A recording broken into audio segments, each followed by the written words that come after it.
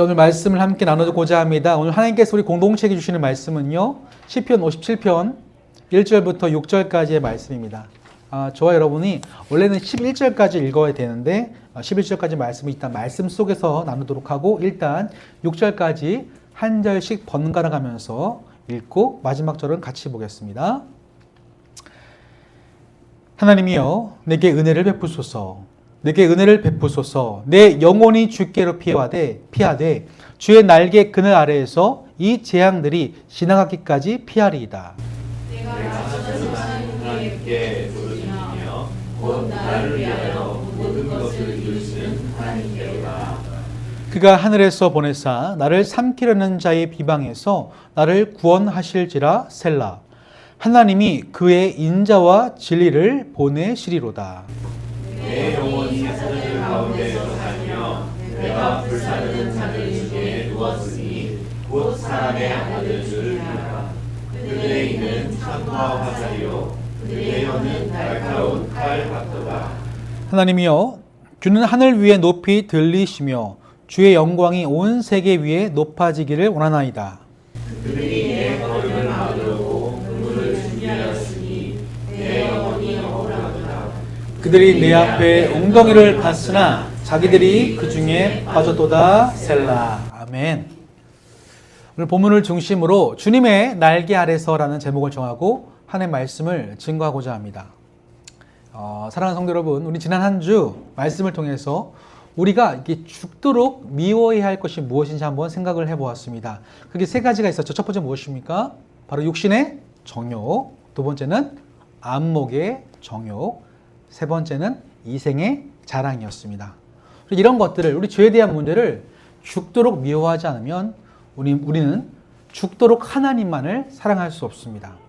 그런 점에서 이 시간 예배 오신 여러분들 서로 얼굴을 마주 보면서 이렇게 한번 인사를 나눠보면 어떨까요?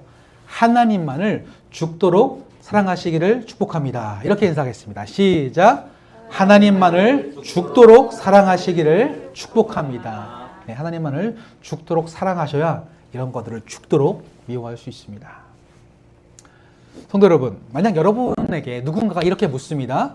여러분 인생 가운데 가장 기억에 남는 순간은 언제입니까? 이렇게 묻는다면 뭐라고 답하시겠습니까?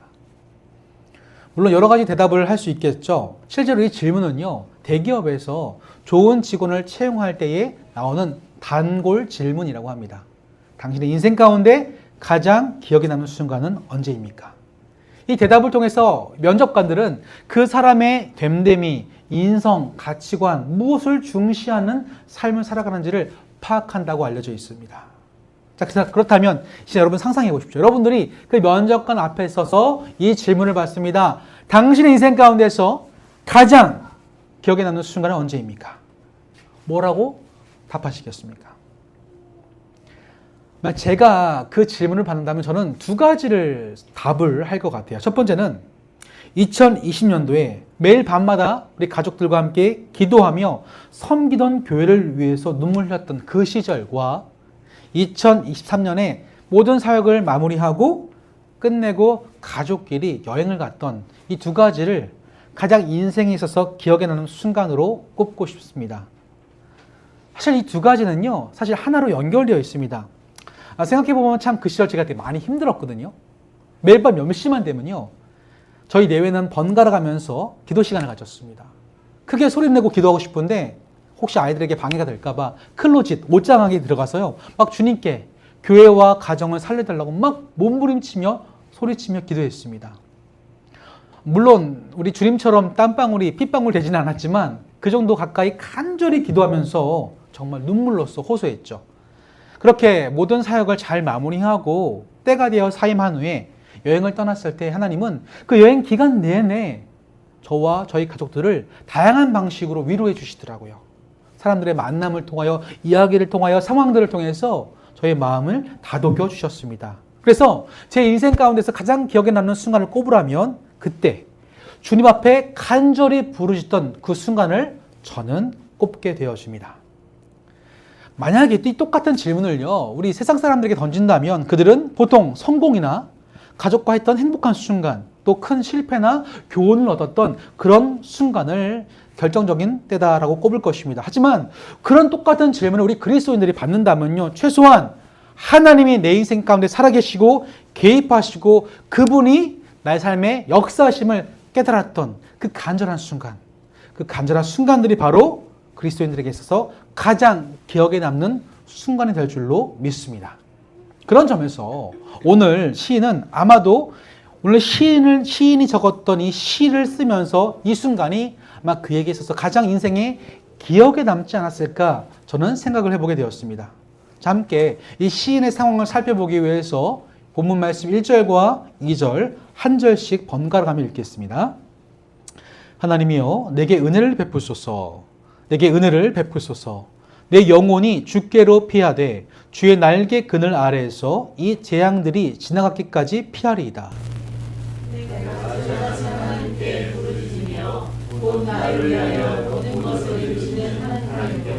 아멘. 지금 시인이 뭘 구하고 있습니까?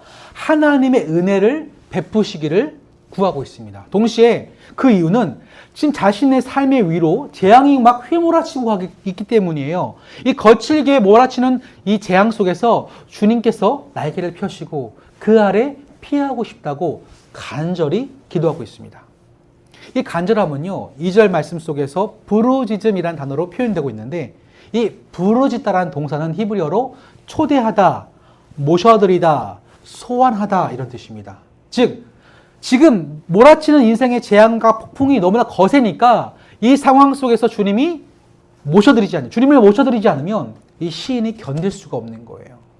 자, 그렇다면 그가 이렇게 느꼈던 그가 처한 구체적인 현실은 어떤 문제가 있었을까요? 총 3가지 단서가 나오는데 첫 번째 단서는 4절 말씀에 나옵니다. 함께 4절 읽겠습니다. 시작. 내 영혼이 사자들 가운데에서 살며 내가 불사르는 자들 중에 누웠으니 곧 사람의 아들들 중에라. 그들의 이는 창과 화살이요 그들의 혀는 날카로운 칼 같도다. 자, 배고픈 사자는요 언제든지 먹이를 움켜줄 수 있는 상태입니다. 이처럼 배고픈 사자와 같은 존재들이 자신을 둘러싸고 있고 시인이 그 한가운데 있다고 하는 거죠. 동시에 그들의 이가 창과 화살같이 날카롭습니다. 그들의 혀가 얼마나 날카로운지 칼 같다고 여길 정도로, 그래서 그들이 자신을 인생을 갈갈이 찢어놓으려고 한다는 거죠. 자, 그렇다면 그들이 시인에게 무슨 짓을 했을까요? 그 두 번째 단서는 바로 6절에 등장합니다. 같이 6절 말씀 읽겠습니다. 그들이 내 걸음을 막으려고 그물을 준비하였으니 내 영혼이 억울하도다. 그들이 내 앞에 웅덩이를 봤으나 자기들이 그 중에 빠졌도다. 셀라. 자, 왜 그물을 준비했을까요? 그 사자와 같은 그들을 피하기 위해서 날아가려고 하면 그물을 던져서 잡아버리는 거죠. 동시에 빠른 다름질로 그 상황을 모면하려고 하면 웅덩이를 파서 빠뜨리려고 그들의 사자와 같은 원수들이 이 신을 지금 얽어매고 있는 거예요. 그래서 그는 어쩔 수 없이 지금 주님께 간구합니다. 하나님, 내게 은혜를 베푸소서. 주의 날개 아래서 피할 수 있도록 나와 함께 하소서라고 지금 간구하고 있는 겁니다. 성도 여러분, 우리가 주변에서 흔히 신앙생활을 하다 보면 듣게 되는 표현이 있습니다. 고난은 변장된 축복이다. 고난도 우리에게 축복이 될 수 있다고 우리는 얘기를 많이 들어왔습니다. 저는 어떤 의미에서 그렇게 이야기할 수 있는지 이해는 됩니다. 머릿속으로는. 근데 저는 예전에 이 말이 참 싫었어요. 왜냐하면 고난은 고난이지 어떻게 고난이 축복이 될 수 있겠습니까? 물론 나중에 다 지나고 나고 돌이켜보면 그때가 좋았다라고 이야기할 수 있겠지만 내가 만약에 지금 현재 고난의 한복판에 서 있다면요 절대로 고난이 축복이라고 말할 수 없는 거죠. 한 목사님이 이런 말씀을 하시더라고요. 자신의 친구, 동료 목사가 있는데 공부도 너무 잘하셨고 뛰어나셨대요. 근데 그랬던 그분이 어쩔 수 없이 목회적으로 크게 쓰임받을 분이었는데 25년 이상 자신의 형을 돌보고 있다고요. 그 형님이 중증 장애를 갖고 있어서 혼자서 아무것도 못해요. 그러니까 이 동생분이 그 형의 대소변을 받아내고 기저귀를 채우고 때로는 그 변이 딱딱하게 굳어져서 손으로 처리해만 하는 이 끔찍한 섬김의 자리에 수십 년 동안 섬기면서 결혼도 못하시고 살아간다는 거예요. 그 옆에는 90 넘은 노모가 계시고 그 옆에는 또 이혼한 자기의 누님을 돌보느라 진이 빠져서 나이를 먹었다는 겁니다. 나이가 많이 드시니까 사역지에서 받아주지도 않아요. 더더군다나 일할 수 없으니까 학원 자동차를 운전해야 되는 상황이 놓이게 됐다는 겁니다. 만약에 우리 삶 속에서 예수를 믿지만 이런 믿기지 않은 현실이 펼쳐진다고 한다면 우리도 과연 고난은 내게 축복이다라고 쉽게 이야기할 수 있을까요? 오늘 시인도 마찬가지입니다. 앞에 4절과 6절 말씀 보셨어야 알겠지만 지금 처한 상황은 결코 축복이라 여겨질 수 없는 거죠. 더더군다나 또 한 가지 단서가 있는데 이 시에는요, 시 위에 표제어라 그래서 이 시의 상황을 묘사하는 구절이 있습니다. 그걸 보면 이 시인이 처한 상황을 좀 더 자세하게 살펴볼 수 있습니다. 제가 찾아왔는데요. 읽어드릴게요. 이 표제어가 어떻게 되어 있냐면 다윗의 믹담시, 인도자를 따라 알다셋에 맞춘 노래, 다윗이 사울을 피하여 굴에 있던 때에. 자, 한 개씩 뜯어볼게요. 이 믹담이라는 게 뭘까요? 믹담. 이 믹담이라는 것에 대한 세 가지 의견이 있는데 첫 번째는 이 조각한 그 무언가를 뜻한 겁니다. 조각한 그 무언가. 그래서 이 조각한 광석 이런 뜻에서 추론해서 황금이라는 뜻을 갖고 있어요. 즉, 이 믹담을 황금이라고 표현해서 이 시가 황금과도 같은 시다 이렇게 표현한다는 거예요. 무슨 말입니까? 황금과도 같이 보배로운 시가 바로 이거다. 시편 57편이다. 이런 해석이 있습니다. 두 번째로 이 믹담이라는 단어가 무언가를 덮다라는 뜻을 갖고 있다고 그런 단어에서 파생했다고 알려져 있습니다. 그래서 이 시를 읊을 때에는요 입을 덮는 거예요. 그래서 허밍으로 묵상으로 고백할 때에 이런 믹담시다라는 의견도 있습니다. 세 번째로는 이렇게 하면서 묵상하면서 읽어야 되니까 이 시의 형식이 바로 묵상시나 침묵, 속죄의 시라는 것을 보여주기 위한 형식상 표현이다라는 세 가지의 의견이 있습니다. 그렇다 하지 않습니까? 지금 이 시는요, 시인의 상황을 볼 때 고난 중에 있습니다. 나중에 나누겠지만 이 고난 중에 결국 하나님께 모든 것을 맡기게 되거든요. 그런 점에서 보배로운 황금과도 같은 시예요. 또한 고난 중에 있기 때문에 이 시를 읊을 때에는 침묵하면서 입술을 덮고 묵상으로 고백하게 되는 거죠. 자, 이렇게 믹담 살펴봤다면 두 번째로 이 알다스헷이라는 단어를 살펴볼게요. 이 알다스헷은 뭘까요? 알다스헷의 노래, 맞춘 노래. 이 단어를 풀어보면요, 멸망시키지 마소서라는 뜻이에요. 멸망시키지 마소서. 그러니까 이게 어떤 뜻이 있다기보다 이 시에 어떤 멜로디, 운율이 있는데 그 운율이 바로 멸망시키지 마소서라는 운율이 있어서 이 멜로디에 따라서 시를 읊어라 라는 의미로 알다스헷에 맞춘 노래라고 표현했다고 합니다. 자, 이렇게 두 가지 상황을 전제해보고 마지막 세 번째를 살펴봅시다. 지금 이 시가 누가 어디에 있던 때라고 기록하고 있습니까? 다윗이 굴에 있던 때. 자, 그때 지은 시래요. 자, 그렇다면 다윗의 인생을 통틀어서 굴 속에 들어갔던 때가 몇 번일까요? 답은 여기 있습니다. 어디요? 몇 번이요? 두 번입니다. 첫 번째는 언제일까요? 사무엘상 22장입니다. 그때 다윗은요, 아둘람이라고 하는 굴에 도망치고 피난했습니다. 자, 이 굴에 어쩌다가 피난하게 되었을까요? 다윗은 자신의 인생을 걸어서 끊임없이 사울왕에 쫓기고 죽음의 위협을 당합니다. 하도 집요하게 죽이려고 쫓아오니까 도망치다 못해서 어디까지 가냐면 블레셋까지 가요. 여러분, 블레셋 땅은 어떤 땅이죠? 이스라엘과 원수인 땅이에요. 근데 거기에 숨으면 사울이 거기는 못 쫓아오겠지 싶어서 블레셋으로 도망간 겁니다. 그런데 생각해 보세요. 블레셋이 다윗에게 있어서 호의적인 땅일까요? 그 전에 이미 다윗은 그 블레셋의 대표 장수였던 골리앗을 무찌른 원수예요. 근데 오죽했으면, 사울이 얼마나 집착하고 집요했으면 그의 칼날을 피해서 그 블레셋까지 도망갔을까요? 근데 그곳에서 다윗의 신분이 탄로납니다. 그래서 어쩔 수 없이 아기스 왕 앞에서 어떤 척을 하죠? 미친 척을 합니다. 그 미친 척을 하고 겨우 빠져나와서 도망친 곳이 어디예요? 이 아둘람 굴이라고 하는 거죠. 얼마나 비참합니까? 얼마나 속상합니까? 한때 천하를 호령했던 위대한 장군이 미친 척 하다가 굴에 숨었으니 이건요, 고난이 축복이라고 말할 수 없는 상황입니다. 자, 이렇게 그런 굴이라고 볼 수도 있고요. 두 번째, 다윗이 또 언제 굴에 숨었을까요? 사무엘상 24장을 보면요, 또다시 사울을 피해서 엔게디 골짜기로 도망치십니다. 이 엔게디라는 곳은요, 바로 새끼 염소의 샘이라는 뜻인데, 저도 2003년도에 그곳에 가봤거든요.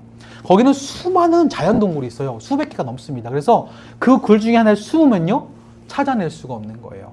근데 거기서 가운데 샘이 흘러요. 그래서 뭐 염소들, 들염소들이 그 샘물을 마셨다고 알려져 있습니다. 아마 그래서 다윗도 부하들과 함께 이 엔게디 골짜기 굴 속에 숨어 있었을 거예요. 그때 어떤 일이 벌어지죠? 하필이면 자신이 숨어들었던 그 굴에 사울 왕이 잠깐 들어옵니다. 놀랍죠? 뭐 하려고요? 용변 보려고요. 그 장소가 바로 엔게디였어요. 이 아둘람 굴이든 엔게디 골짜기의 굴이든 어떤 굴이든 상관없이 지금 오늘 이 다윗이 시인이 이 시를 썼을 때에 처한 상황은요, 인생이 가장 낮아지고 가장 부족하고 가장 비참했던 그 순간 속에서 이 시를 지었다는 겁니다. 여러분, 한 사람이 누군가를 스토킹 1년만 해도 정상적인 삶을 못 살아가요. 그런데 공식적으로 다윗의 인생 가운데 사울이 죽이려고 한 인생은 10년 이상입니다. 한 왕이 한 사람을 10년 동안 죽이려고 했어요. 그 인생 정상일 수 있었을까요? 그렇게 가장 힘들고 비참하고 가장 낮은 상황을 대변하는 시간적, 공간적인 이 장소가 이 굴이라고 하는 겁니다. 그곳에서 오늘 다윗은, 이 시인은 이렇게 시를 지었습니다. 하나님, 내게 은혜를 베풀어 주옵소서. 하나님, 주의 날개 아래 이 재앙을 피하도록 도와주옵소서. 여러분, 우리가 오늘 다윗처럼 한 10년 가까이 고통과 고난, 환난은 없을지라도 저도 여러분들도 한 번쯤은 혹은 그 이상 우리 인생이 이 굴의 아래 내려가 있는 것만큼 마음속 깊은 곳에서 시름과 고난이 찾아올 때가 있었습니다. 여러분, 혹시 교회 오빠 이관희 씨라는 분의 이야기를 아십니까? 책으로도 이미 나왔고요. 다큐멘터리와 영화로도 개봉해서 2019년도에 이 밴쿠버에서 상영회를 한 적도 있습니다. 간단한 소개를 하면 이 교회 오빠라고 알려져 있는 이관희 씨가 30대 때에 갑작스럽게 젊은 나이에 암을 선고받습니다. 말기암이죠. 죽게 되었어요. 그래서 그 소식을 가족들이 알게 되었는데 그의 어머니가 자신의 아들이 죽게 되었다는 소식을 듣고 스스로 목숨을 끊습니다. 그 이후에 직후에 사랑하는 아내 오은주 집사에게도 혈액암 사기라고 하는 무서운 질병이 찾아오죠.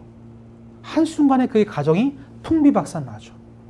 그래서 이 고난 중에 어떻게 살아날 것인가 고민하는데, 그럼에도 불구하고 이 이관희 씨는 자신 상황을 담담히 받아들이면서 하나님의 뜻을 구하는, 고난에 대처하는 모습으로 현대판 욥의 이야기라는 별명을 갖게 되었습니다.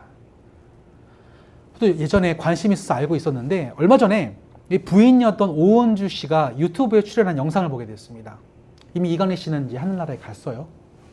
거기서 이 오은주 씨가 출연했는데 제작진들이 이 AI 기술을 통해서 남편 이관희 씨의 목소리로 영상 편지를 아내에게 띄우는 장면이 나온 거죠. 기술이 놀랍지 않습니까? 생전 자신의 남편의 목소리로서 사랑하는 아내에게 메시지를 전하는 거죠. 사랑해, 고마워. 지금껏 나를 위해서 수고해줬고 애써준 거, 또 주의 뜻대로 살아준 거 고마워라고 하면서 위로의 편지를 남편의 목소리로 AI가 대신 읊어줬습니다. 근데 그동안 잘 참아왔던 이 오은주 집사님이 그 남편의 음성을 듣고 막 무너지는 거예요.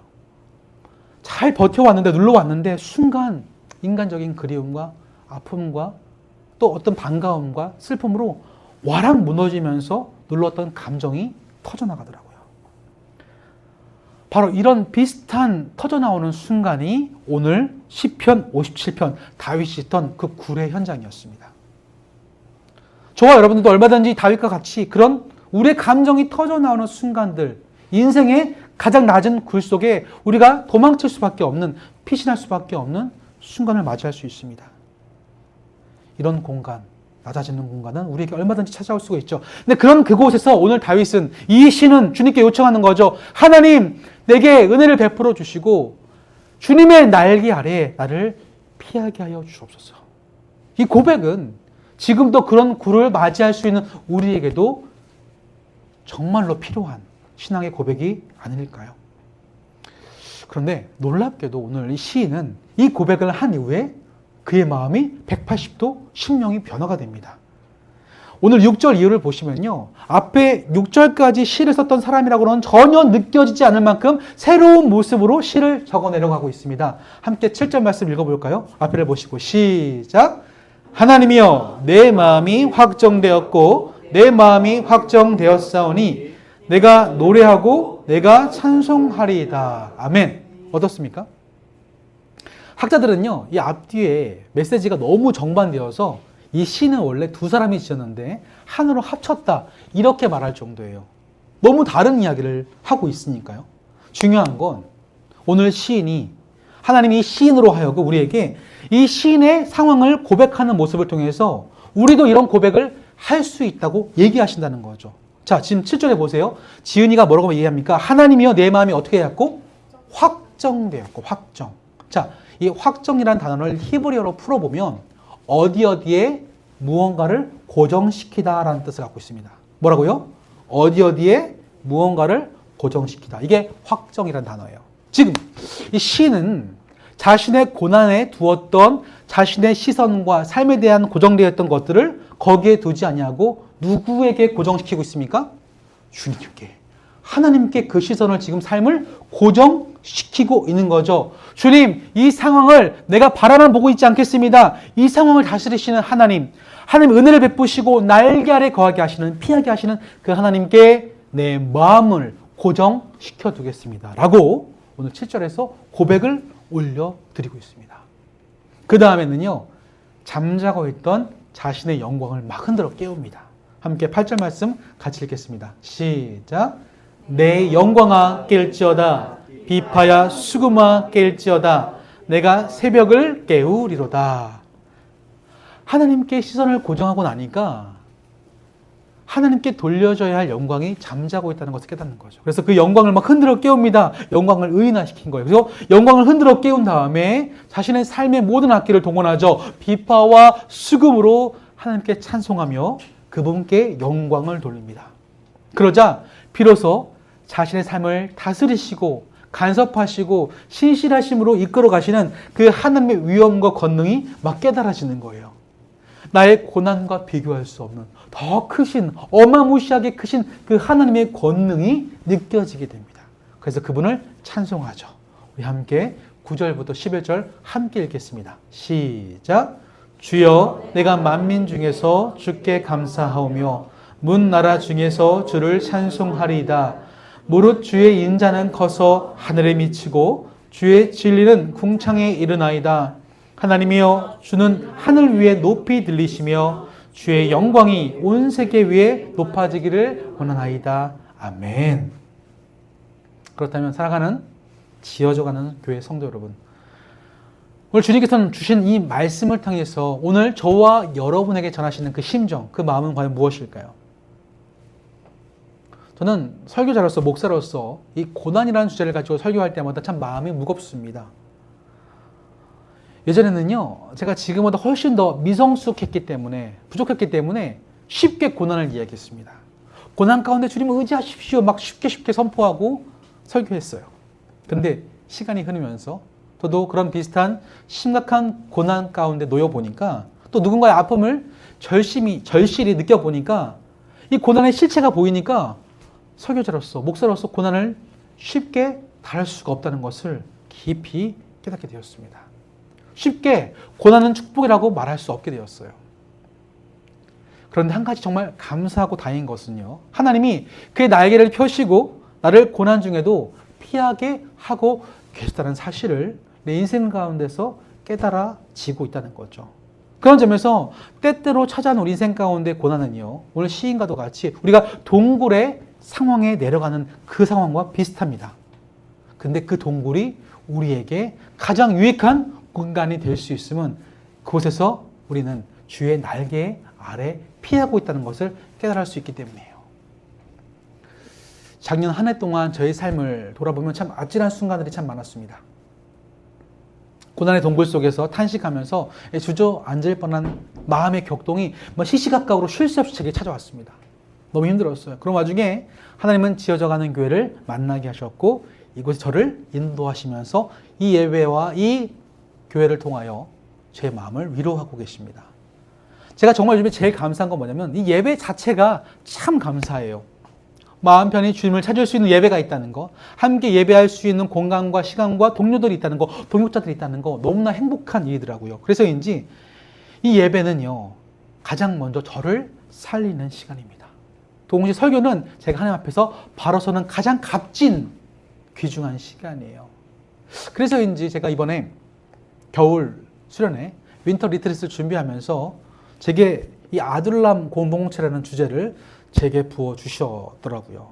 제가 다음 주에 다루겠지만 다윗이 이 아둘람 굴에서 피했을 때 어떤 일이 벌어지는 줄 아십니까? 그 굴에, 그가 절망 가운데 있는 피신했던 그 굴에 수많은 사람들이 찾아오기 시작합니다. 사무엘상 22장 20절 말씀 같이 볼까요? 시작. 환난 당한 모든 자와 빚진 모든 자와 마음이 원통한 자가 다 그에게로 모였고 그는 그들의 우두머리가 되었는데 그와 함께한 자가 400명 가량이더라. 지금은 400명이죠. 나중에 가면요, 역전의 용사들이 이 아둘람 굴에서부터 출발해서 다윗의 왕조를 떠받드는 귀중한 인재들이 됩니다. 바로 그 출발점이 아둘람 굴, 그곳이었습니다. 사랑하는 성도 여러분, 이 아둘람 굴에 다윗이 먼저 갔습니다. 그러나서 하나님께서 이 굴에 수많은 원통한 사람들, 마음이 심령이 상한 자들을 그곳에 보내주심으로 말미암아 하나님의 사람으로 훈련되고 단련되고 성숙할 수 있도록 그 아둘람 굴을 사용하십니다. 놀랍게도 우리 인생 가운데 심각한 이 아둘람 굴에 내려가는 고통이 있을 때 누리보다 먼저 그 굴에 내려가셔서 우리를 기다리고 계신 분이 계시죠. 누굽니까? 우리 구주 예수 그리스도. 주님은요, 우리가 굴에 있을 때 그 굴에 찾아오신 게 아니라 우리 고난에 있지 않는 그 전부터 이미 그 고난의 굴 속에 이미 그곳에 자리하고 계셨습니다. 우리의 죄를 대신해서 십자가에 달려 돌아가시고 죽음의 사망의 굴에 먼저 우리보다 내려가 계셨어요. 왜요? 그곳에 우리가 내려올 걸 알고 계셨기 때문에. 그곳에서 우리를 만나주시고 그 사망의 굴, 억압이, 죄의 문제가 우리를 가득 짓누르고 있을 때에도 주의 날개 아래서 피할 수 있다는 사실을 그 굴의 현장에서 우리에게 알려주십니다. 그것을 경험한 자들은 그 굴의 소중함, 그 굴 속에서 경험했던 주의 날개를 맛본 자들은요, 그때 비로소야 고난이 내게 유익이다라는 고백을 할 수 있게 되어집니다. 혹시 여러분 인생 가운데 고난이 찾아왔거나 앞으로 찾아오실 때 우리의 시선과 우리의 마음을 어디에 고정시켜야겠습니까? 그 문제입니까? 아니죠. 날개를 펴시고 이미 그 굴 속에서 우리를 보듬어 안으시는 주님께 우리의 시선이, 우리의 마음이 확정되어야 할 줄로 믿습니다. 이미 주님께서는 고난 중에 저와 여러분을 보호하시고 덮어주고 계십니다. 이 시선을 깨닫고 고난이 축복이다라는 말씀이 어떤 의미인지를 깊이 되새겨 오늘 시인처럼 내 마음을 확정합니다. 또 그 주님의 크심과 위엄과 권능을 마음껏 찬송할 수 있는 아름다운 입술의 선포가 저와 여러분의 입술 가운데 나타나게 되어지기를 이 시간 주님의 이름으로 간절히 축원합니다. 아멘. 이 시간 주신 말씀을 기억하며 잠시 우리 세 가지를 놓고 기도하기를 소망합니다. 먼저는요, 우리가 고난 중에 있을 때에 나 혼자라고 느껴질 때에 이미 그 굴 속에 주님께서 함께 하심을 볼 수 있는 눈을 달라고 기도합시다. 아까 우리 칠드런스 타임에서부터 우리 마리아가 그 무덤을 가서 주님이 안 계신 줄 알고 깜짝 놀랍니다. 하나 이미 그곳에 주님은 계셨던 것처럼 여러분 어떤 인생에 고난의 굴에 들어간다 할지라도 이미 그곳에 먼저 여러분을 기다리고 계신 분이 우리 예수님이십니다. 동시에 그 예수님을 볼 수 있는 눈을 달라고 기도하시면서 두 번째로 그 주님이 펼치시는 그 날개 아래 거하는 나의 인생이 되게 해달라고, 다른 곳에 피하지 아니하고 내 마음을 날개를 활짝 펴시고 우리를 보호하시는 그 주님께 고정시킬 수 있게 달라고 기도하시며, 마지막 세 번째로 이번 윈터 리트릿을 통해서 우리 지어져가는 교회가 아둘람 공동체로 지어져가는 이 계기가 마련될 수 있도록 해달라고 이 세 가지를 놓고 함께 소리내어 통성으로 기도하시겠습니다. 살아계시고 역사하신 하나님 아버지, 참으로 감사를 드립니다. 우리 삶 속에서 오늘 시인이 자신의 인생 가운데 가장 낮은 곳에서 그 굴에 피할 수밖에 없는 인생의 비참함을 경험하는 것처럼 우리 삶 속에서 얼마든지 숱한 인생의 고난에 핍박과 어려움과 고통으로 말미암아 굴에 내려간 것 같은 어두운 삶의 여정을 지날 때가 있습니다. 출구가 보이지 아니하고 언제 이 고난이 끝날지 알 수 없어서 그 자리에 주저앉아 아무것도 할 수 없을 때 우리는 한탄하고 내 주변에 나밖에 없음을 알고 외로움에 정말 눈물을 흘릴 때가 있습니다. 허나 오늘 말씀을 통하여 우리 깨닫게 되는 귀중한 사실은 우리가 그 굴에 내려가기 전에 이미 그 굴에서 우리를 맞이하시고 우리를 기다리고 계신 우리 예수 그리스도께서 나를 그냥 내버려 두지 아니하시고 두 팔을 벌려 날개를 만드시며 우리를 모든 것을 품어주고 계심을 우리가 다시 한번 깨닫습니다. 고난이 있기 때문에 그 굴에 찾아오신 것이 아니라 이미 우리가 그곳에 있기를 아시기 때문에 이미 먼저 내려가신 우리 예수님의 은혜와 사랑을 다시 한번 기억하며 우리의 시선을 우리의 문제에 고정시키는 것이 아니라 우리 하나님께 다시 한번 확정하고 고정시키는 세계관의 변화, 시선의 변화, 우리의 시각의 변화가 나타나기를 소원합니다. 그리하여서 지금도 보호하시는 그 하나님을 경험하고 느끼고 우리의 입술이 고난 가운데서 머물지 아니하고 나를 살피시고 도우시는 하나님의 얼마나 크신 분이시는 깨닫고 그분의 영광을 찬양하며 높여드리며 나의 새벽을 깨우며 나의 영광을 주께 올려드리는 아버지 아름다운 고백으로서 우리의 입술이 우리의 영혼이 회복될 수 있도록 도와주시옵소서. 앞으로 혹시 그런 고난 가운데 있는 성도들이 있을지도 모르겠습니다. 허나 그곳에 함께 하시는 주님을 기억하면서 넉넉히 감당할 수 있는 힘이 되어 고난도 내게 유익이라, 고난도 내게 왜 축복이 될 수 있는지를, 변장된 축복으로 찾아올 수 있는지를 깊이 깨닫고 누군가의 삶을 위로하고 다독여 줄 수 있는 우리 인생으로서 우리를 삼아 주시옵소서. 이미 우리와 함께 하시는 날개를 펴시는 주님 날개에 서게 하시는 그 예수님을 찬양합니다. 영광 받아 주옵소서. 감사합니다. 주님. 하나님 감사합니다. 오늘 시인이 고백하였던 것처럼 우리가 고난의 굴에 놓였다 할지라도 이미 그곳에 우리 주님은 함께 하시기 때문에 이미 나보다 앞서서 그 굴에서 크신 날개를 펴시고 나를 보호하시기 위해서 나를 만나주시기 위해서 먼저 가심을 깨닫습니다. 우리가 눈을 떠 이런 주님을 바라보게 하시고 고난의 문제에 사로잡혔던 나의 시선이 옮겨져서 내게 날개를 펴시는 주님께 고정되고 내 마음을 그곳에 둘 수 있도록 도와주시옵소서.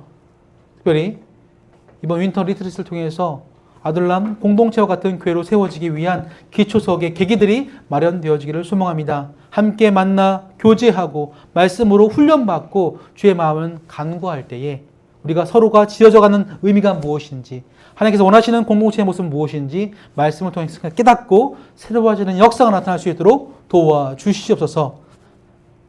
이 모든 말씀 우리 영원한 아둘람 공동체와 같은 피난처 되시는 우리 구주 예수 그리스도 이름으로 기도드립니다.